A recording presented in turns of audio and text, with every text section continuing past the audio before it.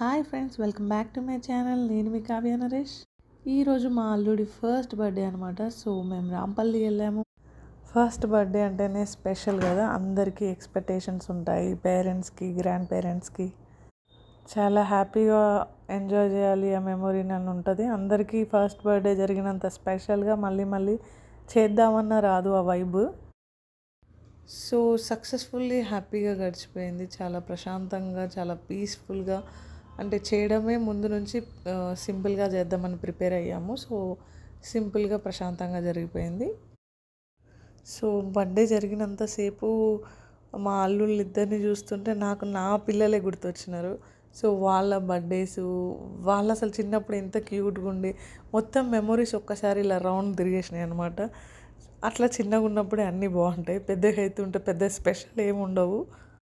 And grand parents కూడా చిన్నప్పుడు ఉన్నంత అన్నీ, ప్రేమ అయినా, క్యూరియాసిటీ అయినా, క్యూట్నెస్ అయినా అవన్నీ పెరుగుతుంటే రావు. అన్నీ పోతుంటే అసలు ఏంటి లైఫ్ అనిపిస్తుంది ఎవరికైనా.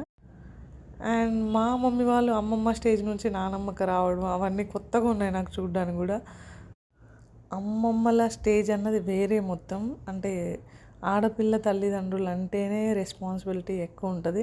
సో నాకు మా వదిన వాళ్ళ పేరెంట్స్ని చూస్తుంటే ఇప్పుడు మా మమ్మీ డాడీ వాళ్ళు మా కోసం చేసినవన్నీ గుర్తొస్తూ ఉంటాయి. మా పిల్లలు కూడా స్కూల్ ట్రిప్ క్యాన్సిల్ చేసుకొని మరీ వచ్చారు. వచ్చినందుకు చాలా హ్యాపీ ఫీల్ అయ్యారు. అండ్ నరేష్, ఆయన తెచ్చిన డ్రెస్ వేసుకునేదాకా ఆయన ఊరుకోలేదనమాట. వాడు ఏడుస్తున్నా సరే, వాడు ఏడ్చినా నాకు సంబంధం లేదు, నేను తెచ్చిన డ్రెస్ అయితే వేయాలని ఫిక్స్ అయిపోయి వాడు ఏడుస్తుంటే కూడా బలవంతంగా వేసేసినాడు.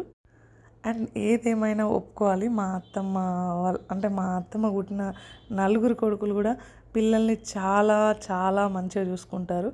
ఆ కేరింగ్ వాళ్ళకి ఎక్కడి నుంచి వచ్చిందో తెలియదు కానీ చిన్నపిల్లలు ఎవరినైనా హ్యాండిల్ చేయగలుగుతారు. చాలా ఓపిక పిల్లల విషయంలో అయితే. అండ్ నరేష్ ఏమైనా కుచ్చుకునేటివి ఉన్నాయి అంటే ఇమ్మీడియట్లీ తీసేయాలి అంటాడు. సో నేను అప్పుడు ఫైట్ చేస్తున్నాను అనమాట. నువ్వు సెంటిమెంట్గా డ్రెస్ ఎలా వేస్తున్నావు, అమ్మమ్మ వాళ్ళు కూడా సెంటిమెంట్గా తెస్తారు కాబట్టి నువ్వు వాళ్ళని ఏమనొద్దు, వేసేసేయాలని చెప్పాను. అండ్ పిల్లలు అయితే చాలా హ్యాపీ ఫీల్ అయ్యారు. సో అలా డే గడిచిపోయాక పొద్దున్నే లేచేసి మా కూలి పని కోసం వచ్చాము. అంటే మన జాబులు ఉన్నాయి కదా, వాటి కోసం రావాల్సిందే కదా.